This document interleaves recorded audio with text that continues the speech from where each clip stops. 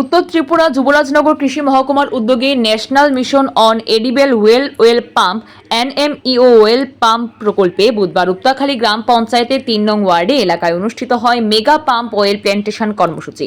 অনুষ্ঠানে প্রধান অতিথি হিসেবে উপস্থিত ছিলেন উত্তর ত্রিপুরা জেলা পরিষদের সভাধিপতি অর্পণা দেবনাথ। ভারতবর্ষ প্রতি বছর ৮০,০০০ কোটি টাকারও বেশি ভোজ্য তেল আমদানি করে, যার প্রায় ৫৬% পাম্প অয়েল। ভোজ্য তেলে আত্মনির্ভরতার পাশাপাশি আমদানি কমাতে ভারত সরকার পাম্প অয়েল চাষে গুরুত্ব দিয়েছে। ভারতে পাম্প অয়েল সম্ভাবনাময় একটি নতুন ফলন। ত্রিপুরা সহ উত্তর পূর্বাঞ্চলের জলবায়ু, বৃষ্টিপাত, মাটি ইত্যাদি পাম্প অয়েল চাষের জন্য অনুকূল। বাণিজ্যিকভাবে রাজ্যে পাম্প গাছের চাষ করলে কৃষকেরা লাভবান হবেন। রাজ্যের কৃষকদের আর্থিকভাবে সমৃদ্ধ করার পাশাপাশি তাদের আয় আরও বৃদ্ধির লক্ষ্যে রাজ্য সরকার পাম্প অয়েল চাষে বিশেষভাবে গুরুত্ব দিচ্ছে। রাজ্যে national mission on edible well pump প্রকল্প বাস্তবায়নে রাজ্যের কৃষি দপ্তরের সাথে দেশের দুটি কৃষি উৎপাদক সংস্থা গোদরেজ এগ্রোভেট লিমিটেড এবং পতঞ্জলি ফুড প্রাইভেট লিমিটেড কাজ করছে। যুবরাজনগর কৃষি মহকুমা এলাকার বালিধুম, মধুবন ও রাজনগরে গত ৩ বছর ধরে পাম্প অয়েল চাষ শুরু হয়েছে। ইতিমধ্যে ৬২ হেক্টর এলাকায় পাম্প অয়েল গাছ লাগানো সম্পূর্ণ হয়েছে। ২০২৫ থেকে ২০২৬ অর্থ বছরে যুবরাজনগর কৃষি মহকুমার ৩৫ হেক্টর এলাকায় পাম্প অয়েল চাষের লক্ষ্যমাত্রা রয়েছে। বুধবার উত্তর ত্রিপুরার যুবরাজনগর কৃষি মহকুমার উদ্যোগে national mission on edible well pump এনএমইও well pump প্রকল্পে মেগা পাম্প অয়েল প্ল্যান্টেশন কর্মসূচিতে উপতাখালী গ্রাম পঞ্চায়েতের ৩ নং ওয়ার্ডের হরেন্দ্র কুমার নাথের ২ হেক্টর জমিতে পাম্প অয়েল গাছ লাগানোর আনুষ্ঠানিক সূচনা হয়। একটি পাম্প অয়েল গাছের আয়ুকাল ৩০ বছর। গাছ লাগানোর ৪ বছরের মধ্যে ফলন পাওয়া যায়।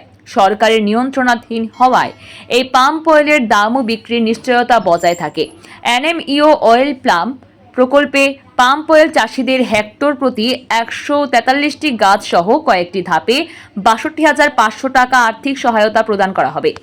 অনুষ্ঠানে স্বাগত বক্তব্য রাখেন যুবরাজনগর কৃষি তত্ত্বাবধায়ক বিজন কান্তি শর্মা। অনুষ্ঠানে প্রধান অতিথি উত্তর ত্রিপুরা জেলা পরিষদের সভাধিপতি অর্পণা দেবনাথ বক্তব্য রাখতে গিয়ে বলেন, রাজ্যে পাম্প অয়েল চাষ একদিকে যেমন কৃষকদের রোজগার বৃদ্ধি করবে, তেমনি দেশে ভোজ্য তেলের চাহিদা মেটাতে সাহায্য করবে। যেহেতু উত্তর পূর্বাঞ্চল পাম্প অয়েল চাষের জন্য অনুকূল, তাই রাজ্যের কৃষকদের জাতীয় প্রকল্পের এই সুযোগ গ্রহণ করে উপকৃত হওয়ার আহ্বান রাখেন তিনি। নমস্কার। আজ যুবরাজনগর এসের উদ্যোগে এখানে পাম অয়েল রোপণ করা হবে। সেই মহতী অনুষ্ঠানে আমরা সবাই উপস্থিত আছি। এখানে উপস্থিত আছেন এই ব্লকের চেয়ারম্যান, প্রাক্তন চেয়ারম্যান, ভাইস চেয়ারম্যান, প্রাক্তন বিধায়িকা, চেয়ারম্যান সহযোগী, এসের সহযোগী আমরা সবাই উপস্থিত আছি এবং আমাদের একটাই উদ্দেশ্য, আমরা গাছ লাগাবো, প্রাণ বাঁচাবো। আসলে একটা জীবন বাঁচানোর জন্য সবচেয়ে যেটা প্রয়োজন সেটা হচ্ছে গাছ।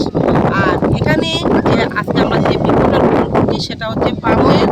আমাদের যে তেলের চাহিদা সেটা পূরণ করবে এই পাম অয়েল।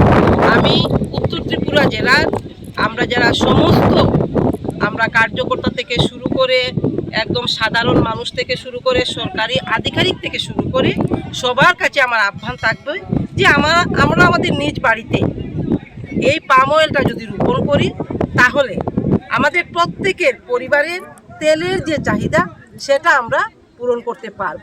এখানে আমরা সবাই একমত হয়েছি যে আজকে এখানে আমরা পাম অয়েল রোপণ করব এবং আমাদের যে যতটুকু জায়গা আছে আমাদের সাধ্যমতো আমরা চেষ্টা করব আমাদের প্রত্যেকের বাড়িতে এই পাম অয়েল লাগাবো।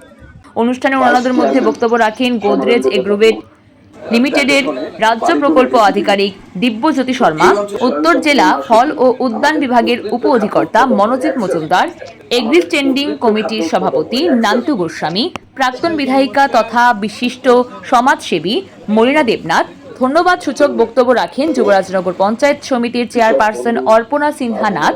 অনুষ্ঠানে অন্যদের মধ্যে উপস্থিত ছিলেন উত্তর ত্রিপুরা জেলা পরিষদের সদস্য শ্রীপদ দাস, যুবরাজনগর পঞ্চায়েত সমিতির ভাইস চেয়ারম্যান সমরেন্দ্র নাথ, উপতাখালী গ্রাম পঞ্চায়েতের প্রধান সমীরণ দাস সহ অন্যান্যরা। অনুষ্ঠান শেষে অতিথিগণ পাম গাছ রোপণ করেন।